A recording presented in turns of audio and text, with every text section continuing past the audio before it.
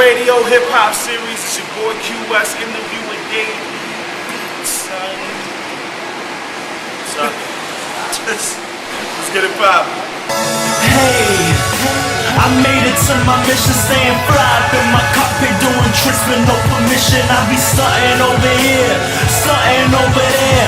They asking me to stop, I tell them I don't care, cause I'm on it. Yep, I'm on it. I do just about whatever, cause I want it. And So, you're like a man of multiple different skills when it comes to music. You produce, Yes, you rap, of course. and you play the guitar. Apparently. Which thing came first? And, which thing do you love to do the most? Rapping is what came first. That came when I was 15. Making beats was second, and guitar was last. I feel like that I've already mastered the talents of making beats and writing rhymes. So now I'm kind of focused on guitar because that's something I'm still learning. That's something I'm still developing every day. And it presents a new challenge because I was actually getting bored with kind of bored with the music, with the making beats and rapping and stuff. So that's why I picked up the guitar a few years ago. So the guitar is the instrument that you'll catch me on 90% of the time. Okay, so you started rapping at 15. Now, I read that the first CD, hip hop CD that you picked up was Blueprint by Jay-Z. Now, how did that CD influence you and make you want to start rapping and make you want to start doing music altogether? What is it about it that influenced you? I mean, just off hearing the Rulers back, like as soon as I popped it in, as soon as I heard the Rulers back, I was just like, oh my god, and I just started rapping right after that. Like literally the same day I got that CD, after listening to it 2 or 3 times, I just started rapping. I really can't explain it. It was just something about the way Jay-Z was rapping and the whole CD and everything. It really felt, musical, and it wasn't like most other rap songs that I was hearing on the radio and everything.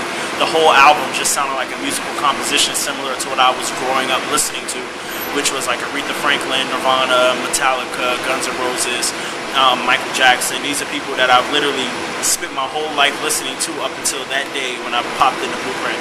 And, then the rest is history, Well, you could tell in your music that all these different elements really are present, and I wouldn't even pigeonhole it just to hip-hop because it doesn't sound just like hip-hop.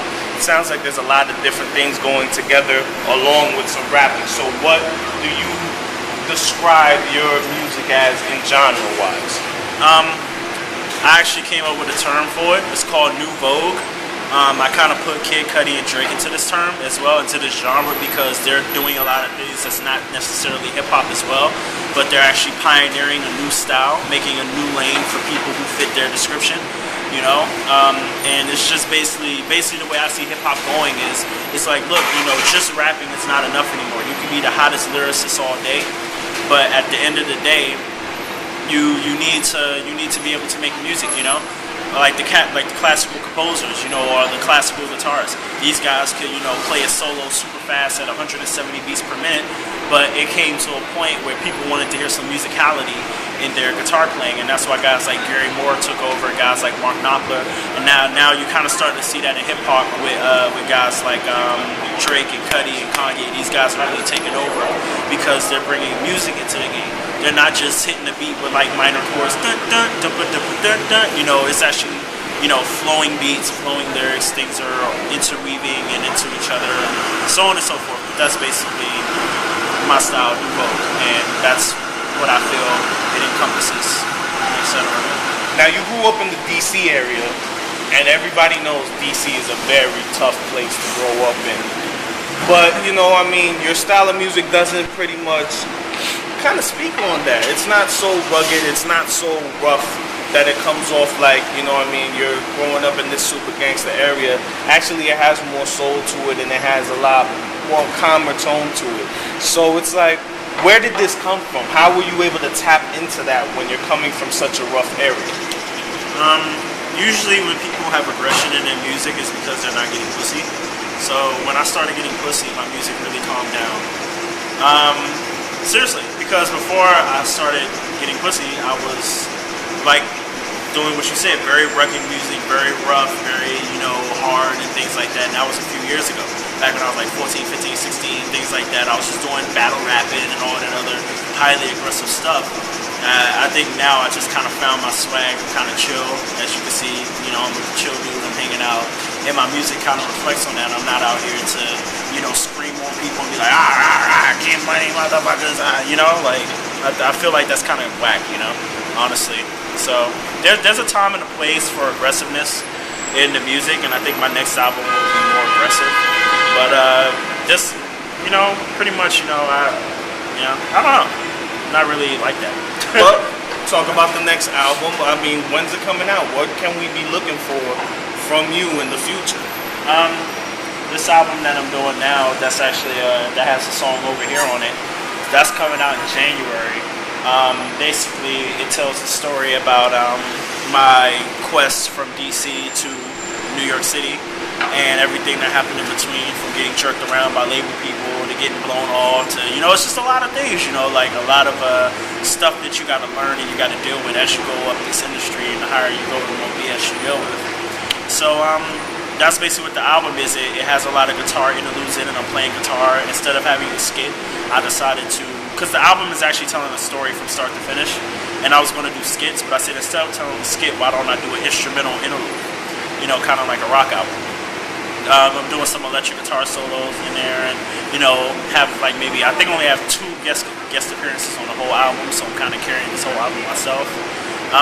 Very musical, and it's called Exit. It'll be out January 4th. Catch it on iTunes.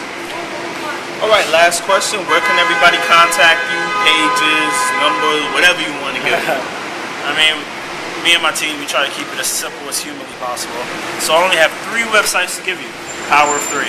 Look it up. DavidyBeats.com, Twitter.com/DavidyBeats, and my publicist's site, IMPRAgency.com. Bye-bye. And you can Google me. I'm all over the place. Google him. He's Googleable. Yeah, I am. You know what I'm Very saying? Googleable. Goodfella Radio Hip Hop Series. Your boy QS, David E. Beats. We out of here.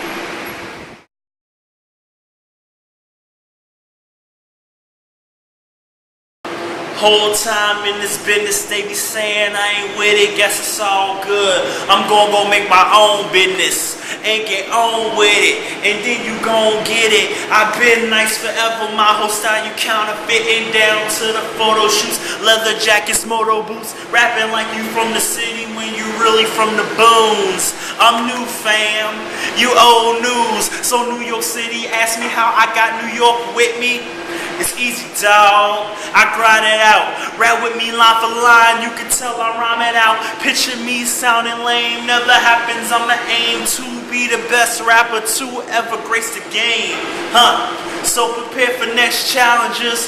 With any hand, I swing the Excalibur. From miles away, I seen the next battler.